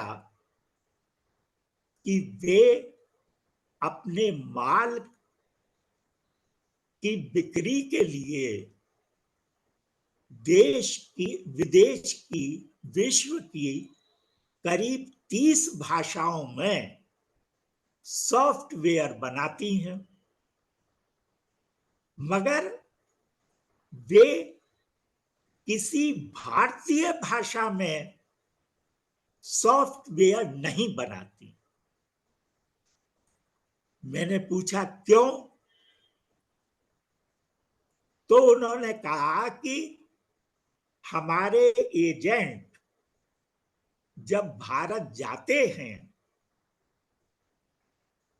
और जिनसे बात करते हैं वो अंग्रेजी में बात करते हैं।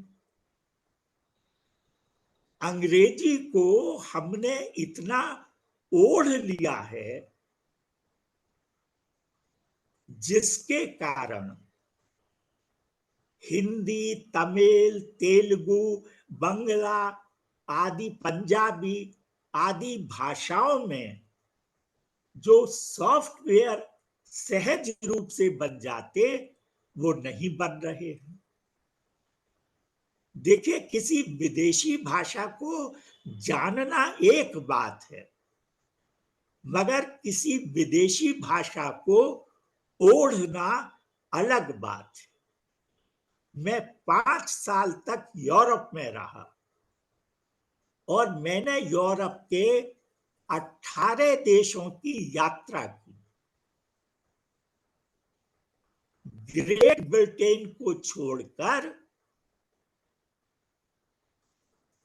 प्रत्येक विदेशी विश्वविद्यालयों में करीब करीब 40 विदेशी भाषाओं के पढ़ने पढ़ाने की व्यवस्था होती है, मगर वो अपने देश का सारा कामकाज अपने देश की भाषा में करते हैं। तो इस दृष्टि से हमें सतर्क होना चाहिए। आप अंग्रेजी पढ़िए, उसमें विशेषता हासिल कीजिए, मगर अंग्रेजी को ओढ़िए मत। अपनी भाषाओं के प्रति, भारतीय भाषाओं के प्रति एक सम्मान की चेतना विकसित कीजिए, तभी भारतीय भाषाओं का विकास संभव हो सकेगा। हिंदी की जितनी भी उपभाषाएं हैं, अब छत्तीसगढ़ी जो जब तक मध्य प्रदेश और छत्तीसगढ़ एक राज्य था, तब तक जितने भी भाषा वैज्ञानिक थे वो छत्तीसगढ़ी को हिंदी की बोली मानते थे। मगर जब छत्तीसगढ़ राज्य अलग हो गया तो उन्होंने छत्तीसगढ़ी को एक अलग भाषा का दर्जा दे दिया।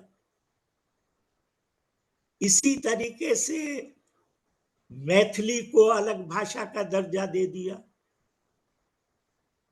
हिंदी साहित्य की एक संश्लिष्ट परंपरा रही है। शुरू से आचार्य रामचंद्र शुक्ल और डॉक्टर धीरेन्द्र वर्मा के काल से हम विद्यापति को भी पढ़ते और पढ़ाते हैं, हम रास और रासो साहित्य को भी पढ़ते और पढ़ाते हैं। तो हिंदी की एक संश्लिष्ट परंपरा रही है। हिंदी ने अपनी विकास यात्रा में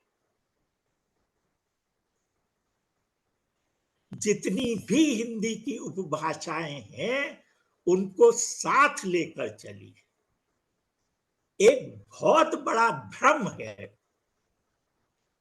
विद्वानों में भी भ्रम है कि हिंदी का मतलब खड़ी बोली है। खड़ी बोली हिंदी नहीं है। जिसको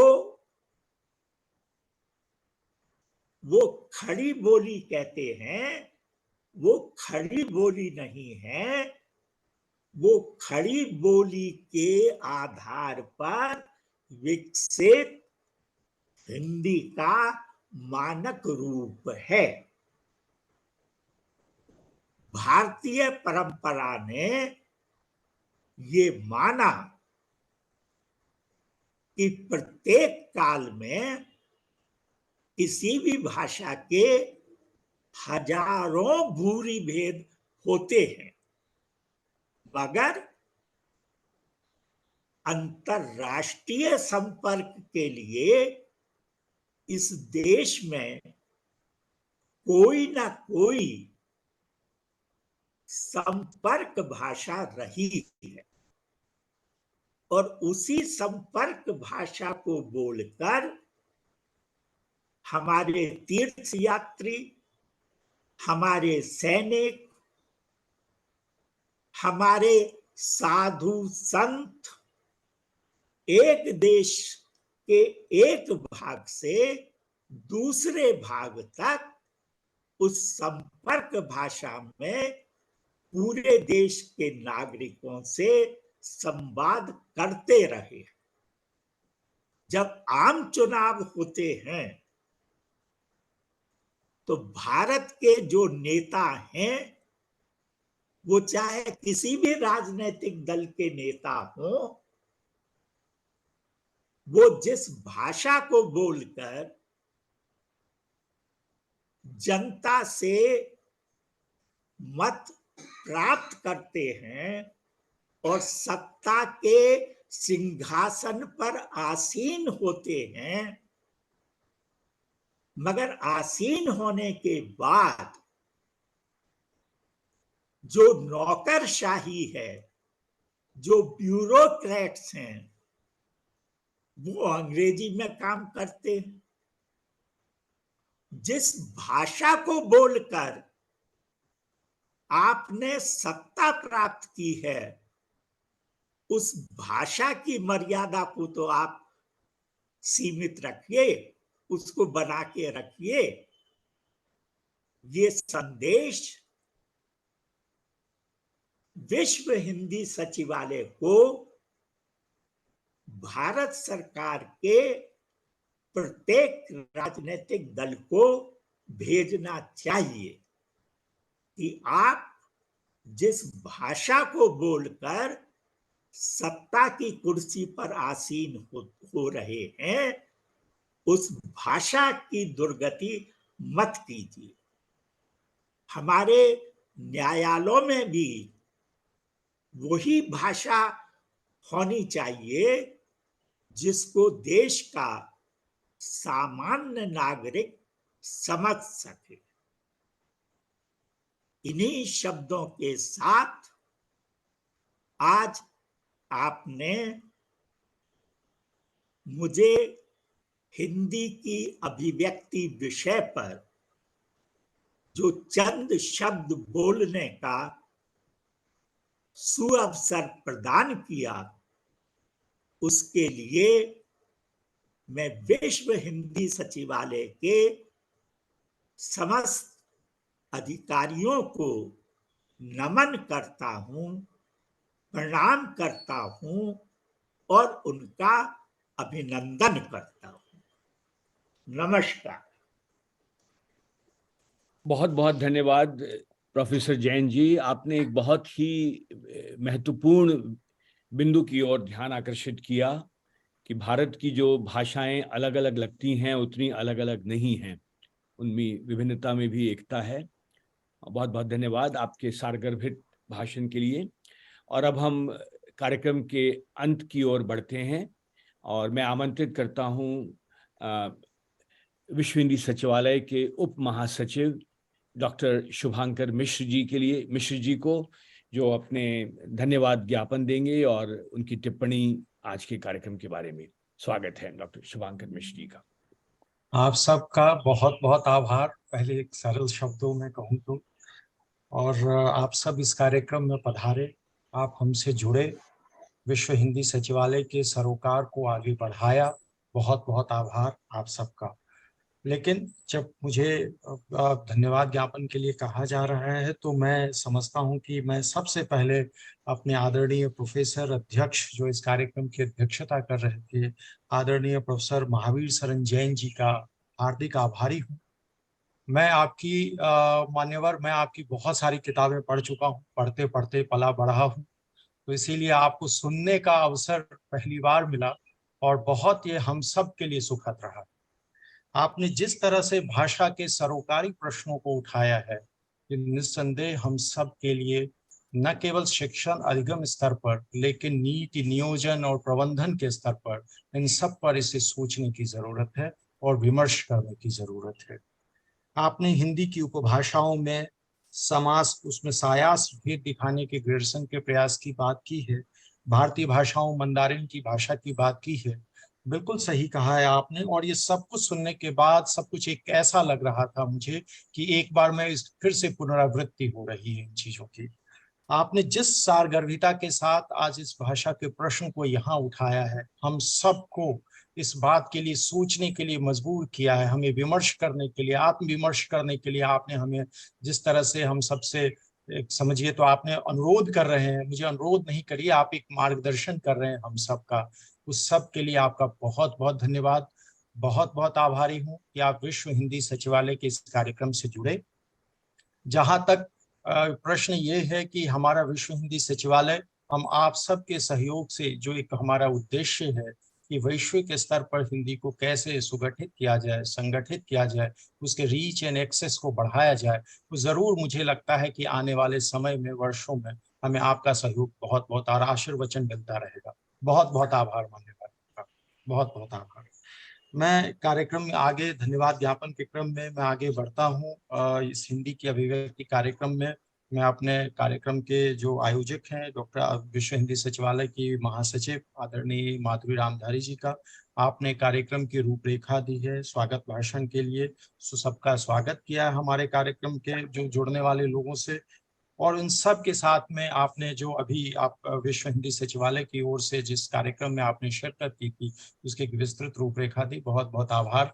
मुझे लगता है कि आपने जो वहाँ पे जो डिलीबरेशंस हुए हैं, जो जहाँ पर न्यूयॉर्क में उस निश्चित रूप से जो विमर्श का मंच बना था वहां पर, उसके आधार पर कुछ हिंदी शिक्षण अधिगम के और वैश्विक प्रचार प्रसार की क्षितिज को नई दिशा और दिशा मिलेगी। बहुत बहुत आभार आपका। मैं आभारी हूँ सुश्री श्रेया पांडे का। सुश्री श्रेया ने गूढ़ दार्शनिक मूल्यों से बात की थी और हिंदी के भाषिक एवं सांस्कृतिक महत्व को बताया। सोहनलाल द्विवेदी की कविता का वाचन किया कि भारतवर्ष हमारा है, हिंदी के प्रयोजन मूलक पक्ष को बताया। श्रेया, आपका वक्तव्य, आपकी सोच, आपका सब कुछ बहुत सकारात्मक है और मुझे आपकी प्रस्तुति बहुत अच्छी लगी। बहुत बहुत आभार बच्चे आपका। मैं आभारी हूँ सुश्रेया अंद्रेया मरुजू जी का। आप पुर्तगाल से जुड़ी थी। आपने केंद्रीय हिंदी संस्थान आगरा में पढ़ाई की है और ये आज एक अच्छा संयोग भी है कि केंद्रीय हिंदी संस्थान के निदेशक आदरणीय प्रोफेसर महावीर सरन जी हमारे साथ जुड़े हुए हैं। हम सब जानते हैं कि केंद्रीय हिंदी संस्थान हिंदी भाषा और शिक्षण के लिए पूरे भारतवर्ष में प्रामाणिक संस्था है और हम सब, मैं स्वयं प्रोफेसर जैन साहब को बताना चाहूंगा कि मेरी नौकरी की शुरुआत केंद्रीय हिंदी निदेशालय नई दिल्ली से हुई है।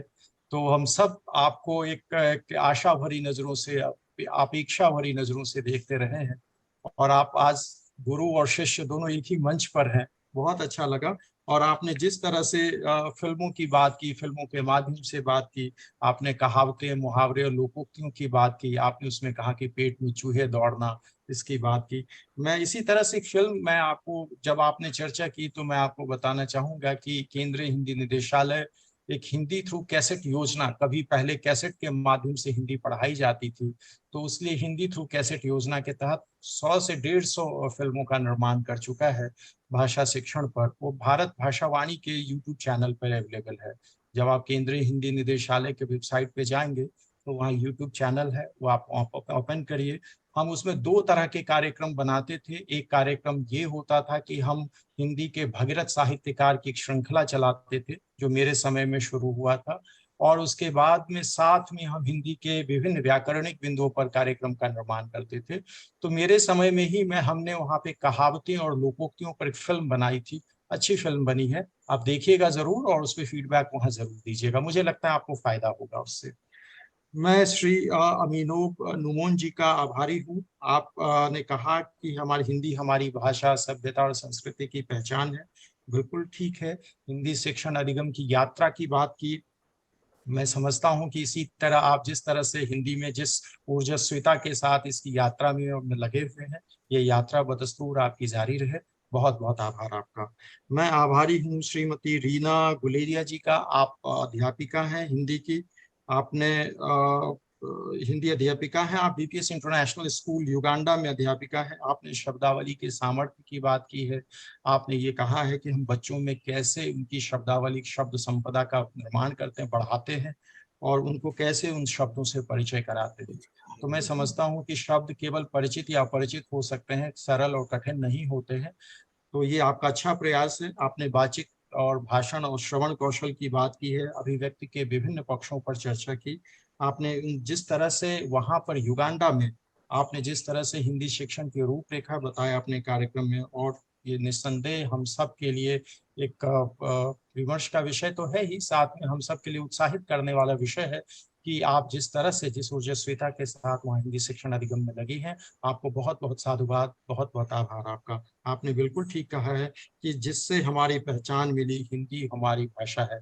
जी हाँ, हिंदी हमारी पहचान की भाषा है, हिंदी हमारे लिए संपर्क की भाषा है, हिंदी राजभाषा है, हिंदी प्रयोजन मूलक भाषा है और हिंदी हमारी माँ की भाषा है। तो हिंदी के कई दायित्व हैं और उन सब में हिंदी हमारे लिए एक, समझिए तो एक संवेदनात्मक रूप से जुड़ी हुई है। ये हमारी संवेदना की भाषा है। तो बहुत बहुत आभार आपका। मैं आभारी हूँ प्रोफेसर शिव कुमार सिंह जी का। लिस्बन विश्वविद्यालय में पुर्तगाल में प्रोफेसर हैं। आपने भाषिक अभिव्यक्ति के रूप में संप्रेषण की बात की है। मैं समझता हूं कि आपका जो परिदृश्य था वो हिंदी शिक्षण अधिगम में पुर्तगाल के माध्यम से, पुर्तगाली भाषा के माध्यम से कैसे पढ़ाया जाए उसके बारे में बात की। आपने डायस्पोरिक लिटरेचर की बात की, आपने आप प्रवासन की बात की और उसमें हिंदी की भूमिका कि हिंदी शिक्षण उसमें कहाँ पर है, उसकी चर्चा की है। आपने यूरोपियन यूनियन में हिंदी की दशा और दिशा की भी बात की, हिंदी की उपस्थिति कैसी थी पुर्तगाल में। और सबसे बड़ी बात है कि जो मुझे अच्छी बात लगी कि आपने ये कहा था कि पुर्तगाल में कोरोना के काल में हिंदी एक आपातकाल की भाषा भी थी। तो एक नई नई शब्दावली बन रही है कि हिंदी आपातकाल की भाषा भी बनने में पर्याप्त रूप से समर्थ है। बहुत बहुत आभार कि आपने इस जिम्मेदारी को निभाया और हिंदी को के लिए जो वास्तव में वाकई जिनके लिए भाषिक बाध्यता हुआ करती थी उस जगह पे हुआ करती रही होगी कि जिस समय में उनको बोलने में संवाद संप्रेषण में दिक्कत आई होगी, ऐसे समय में आप उनके लिए देवदूत बनकर उभरे होंगे। क्योंकि जिस समय में आपातकाल था तो उस समय लोगों में कितना भय और खौफ और डर का माहौल था। ऐसे समय में यदि भाषिक विवशता हो तो वो आदमी कितना मन महसूस कर रहता होगा, मैं समझ सकता हूँ। तो आपका ये दायित्व, आप जिस तरह से सांस्कृतिक राजदूत बनकर पुर्तगाल में है, काम कर रहे हैं, बहुत बहुत आभार आदरणीय प्रोफेसर शिव कुमार सिंह जी। आपको बहुत बहुत साधुवाद और मंगल कामनाएं।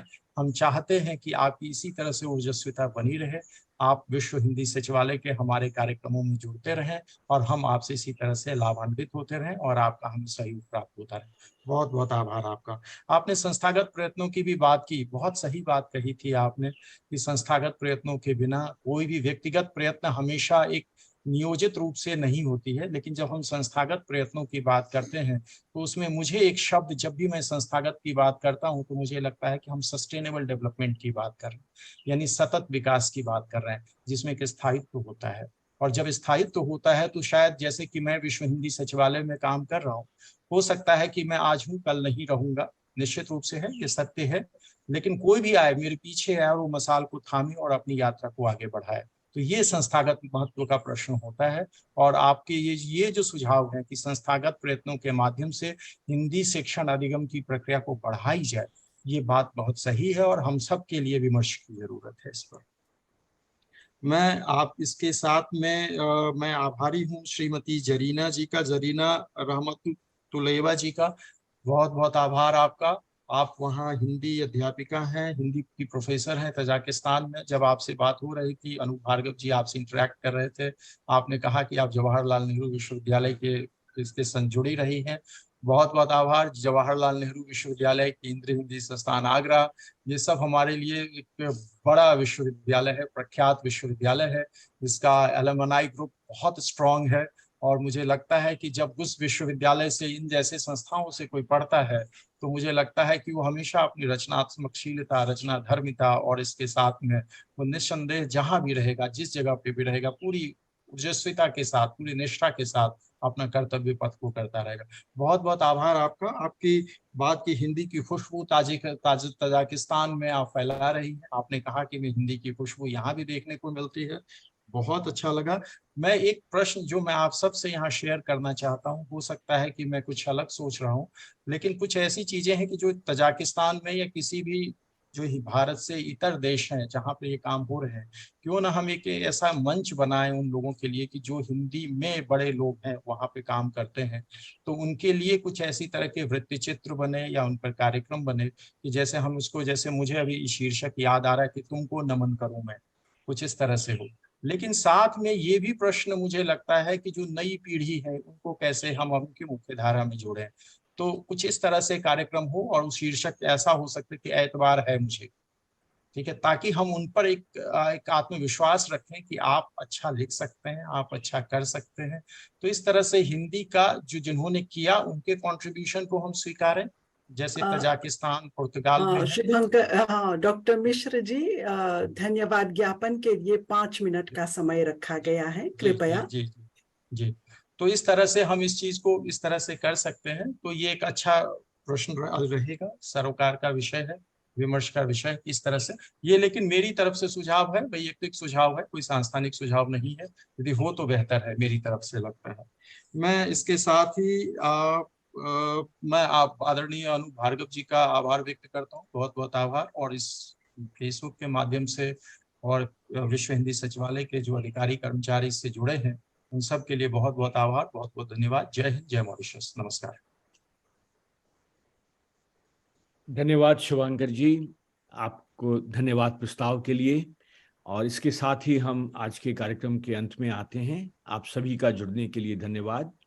विश्व हिंदी सचिवालय से जुड़े रहिए और आपके जो भी सुझाव हैं माधुरी जी को या हमें